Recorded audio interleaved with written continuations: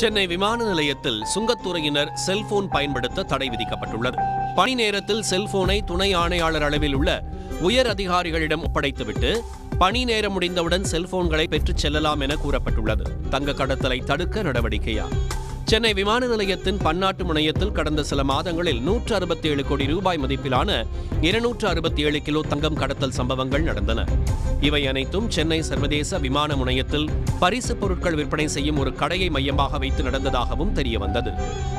இது தொடர்பாக கடந்த ஜூன் மாத கடைசியில் அக்கடையை நடத்துபவர், ஊழியர்கள் மற்றும் இலங்கையைச் சேர்ந்த ஒரு பயணி உட்பட மொத்தம் 9 பேரை சென்னை விமான நிலைய சுங்கத்துறையினர் கைது செய்து விசாரணை நடத்தினர்.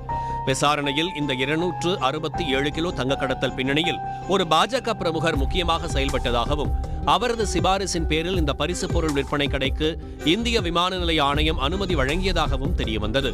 இந்த தங்க கடத்தல் விவகாரம் குறித்து சுங்கத்துறை அதிகாரிகள் தீவிரமாக விசாரித்து வருகின்றனர். இந்நிலையில் சென்னையில் உள்ள மத்திய வருவாய் புலனாய்வு துறையின் முதன்மை ஆணையர், இணை ஆணையர், துணை ஆணையர் மற்றும் உதவி ஆணையர்கள் என மொத்தம் 5 உயர் அதிகாரிகளை டெல்லியில் உள்ள ஒன்றிய நிதியமைச்சகம் அதிரடியாக இடமாற்றம் செய்தது. மேலும் சென்னை சுங்கத்துறையில் உள்ள துணை ஆணையர்கள், உதவி ஆணையர்கள் என மொத்தம் 7 பேரை டெல்லி, ஹைதராபாத், விசாகப்பட்டினம் என பல்வேறு இடங்களுக்கு அதிரடியாக இடமாற்றம் செய்யப்பட்டனர். சென்னை விமான நிலையத்தில் 267 கிலோ தங்கம் கடத்தப்பட்ட சம்பவம் நடந்து 3 மாதங்களுக்கு மேலாகியும் இதுவரை அந்த கடத்தல் தங்கத்தில் 1 கிலோ கூட பறிமுதல் செய்யப்படவில்லை. அதோடு இச்சம்பவத்தில் தொடர்புடையதாக கூறப்படும் சிலர் மீது எவ்வித நடவடிக்கையும் எடுக்காததால் அதிரடி நடவடிக்கையை ஒன்றிய நிதியமைச்சகம் எடுத்துள்ளதாக தகவல் வெளியானது.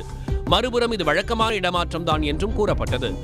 இந்நிலையில் சென்னை விமான நிலையத்தில் சுங்கத்துறையினர் பணியின் போது செல்போன் பயன்படுத்த தடை விதித்து அடுத்த அதிரடி உத்தரவு பிறப்பிக்கப்பட்டுள்ளது. சென்னை விமான நிலைய சுங்கத்துறை ஆணையர் சீனிவாச நாயக் பிறப்பித்துள்ள உத்தரவில் பணி நேரத்தில் சுங்கத்துறையினர் செல்போனை பயன்படுத்தக்கூடாது என்றும், செல்போனை துணை ஆணையர் அளவில் உள்ள உயர் அதிகாரிகளிடம் ஒப்படைத்துவிட்டு பணி நேரம் முடிந்தவுடன் செல்போன்களை பெற்றுச் செல்லலாம் என்றும் கூறியுள்ளார். அதுபோல பணி நேரத்தில் காரணமின்றி விமான நிலைய சோதனை பகுதியை விட்டு வெளியேறவும் தடை விதித்துள்ளார்.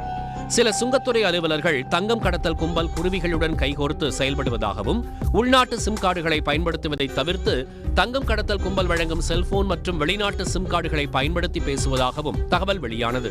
இதனால் அவர்களின் செல்போன் பயன்பாடுகளை ஆராய்வதில் சிக்கல் உள்ளதால் பணியின் போது செல்போன் பயன்படுத்த தடை விதித்து நடவடிக்கை மேற்கொண்டுள்ளதாக தகவல் வெளியாகியுள்ளது. சன் நியூஸ் வாட்ஸ்அப் சேனலை ஃபாலோ செய்யுங்கள். QR கோடை ஸ்கேன் செய்து சன் நியூஸோடு இணைந்திருங்கள்.